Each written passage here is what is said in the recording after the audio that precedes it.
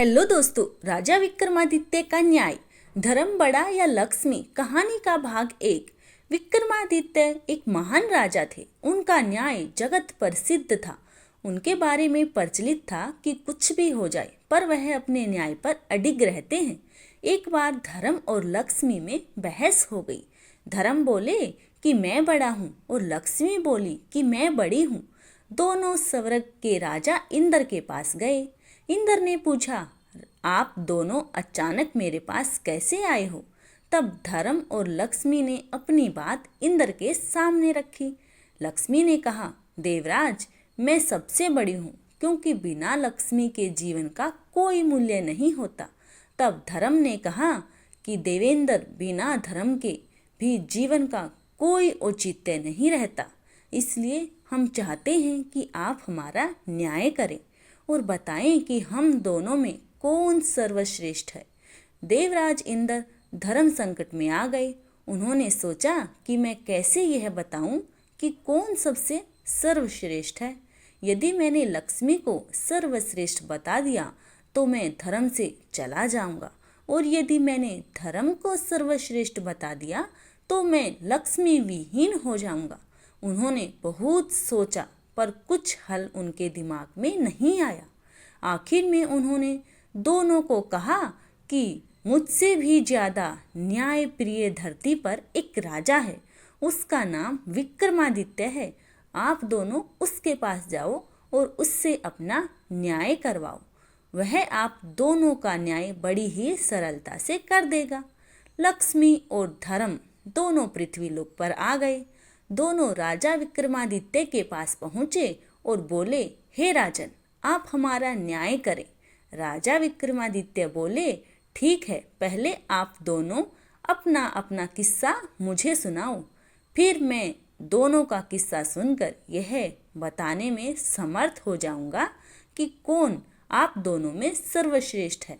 लक्ष्मी और धर्म ने अपनी अपनी बात राजा विक्रमादित्य के सामने रखी।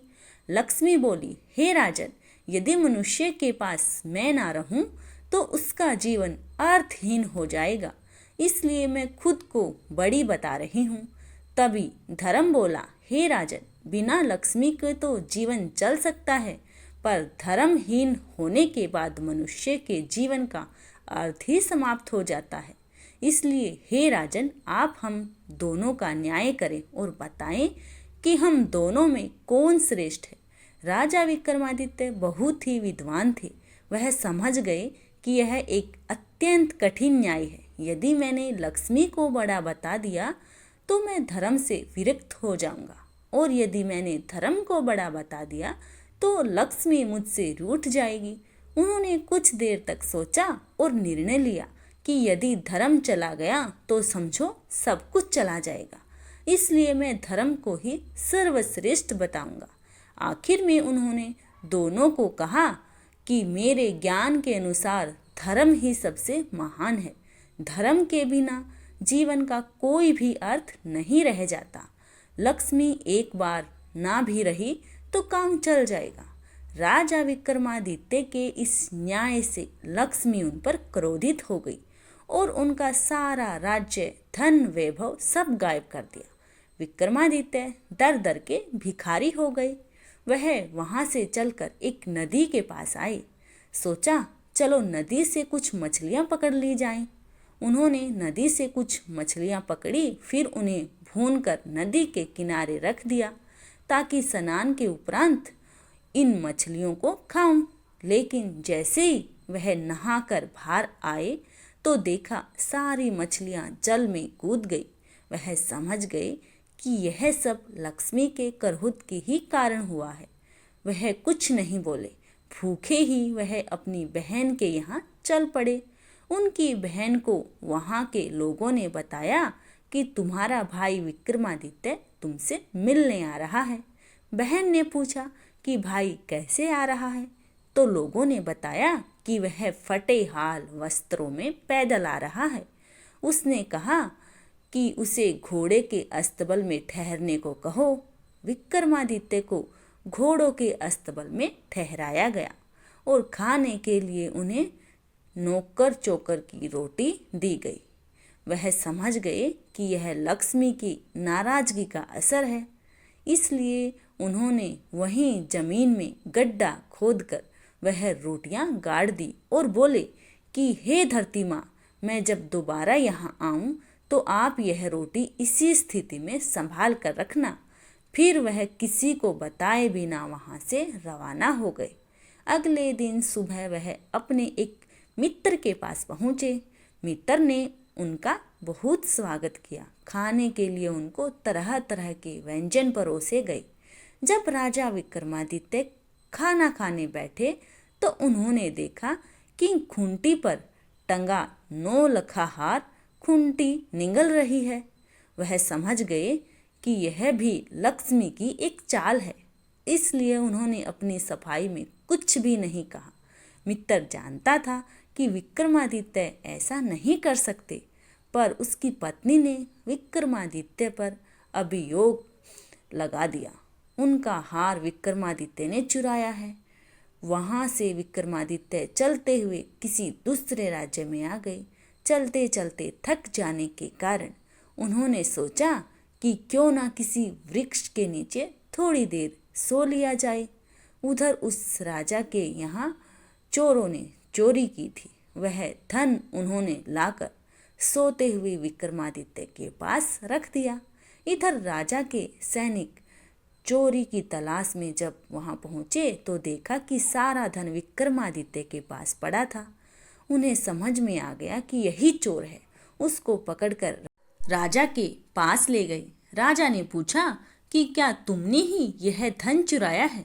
विक्रमादित्य ने कहा, राजन, यह धन मैंने नहीं चुराया है, पर उनके पास अपनी बात की सत्यता को सिद्ध करने के लिए कोई साक्ष्य नहीं था, इसलिए राजा ने सजा के रूप में उनके दोनों हाथ पांव कटवाने का हुक्म दिया। सैनिकों ने उनके दोनों हाथ पांव काट दिए और बाजार के बीचों बीच उन्हें फेंक दिया। साथ ही उनके पास एक जूता रख दिया गया और वहां लिख दिया गया कि उन्हें 5 जूता अवश्य मारे जो भी उधर से गुजरे। जो भी राही वहां से गुजरता उन्हें 5 जूते अवश्य मारता। एक बार उस राज्य का एक तेल निकालने वाला तेली उस राह से गुजर रहा था जहां पर राजा विक्रमादित्य घायल अवस्था में पड़े थे।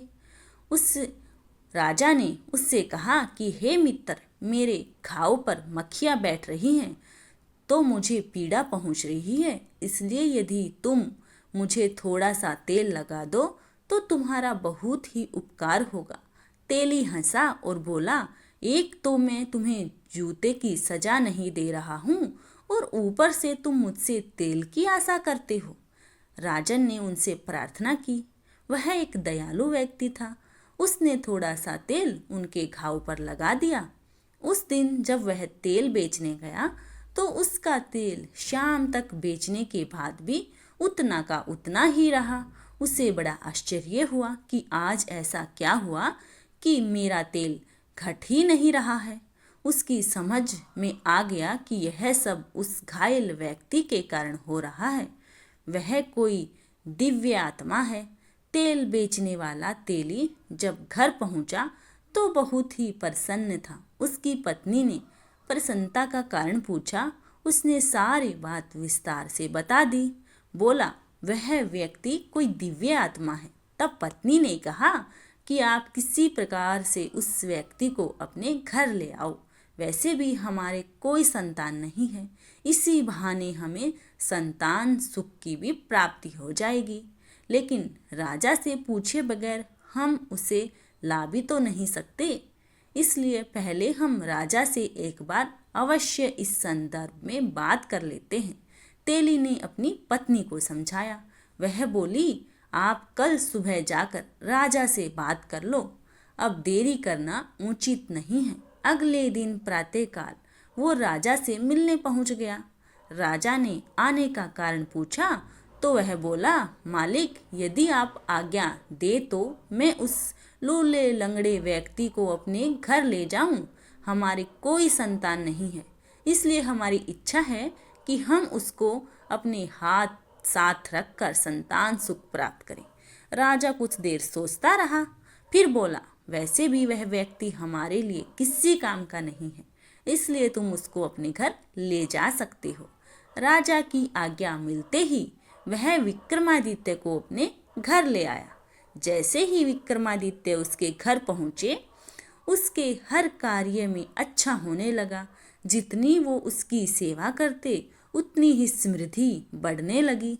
राजा की राजकुमारी बहुत ही विदुषी थी। वह लगभग हर कला में पारंगत थी। वह शाम को दीपक राग गाकर महल और शहर के दियों को प्रज्वलित करती, और फिर जब वह रात को दिए बुझाती तो विक्रमादित्य फिर से दीपक राग गाकर दिए जला देते।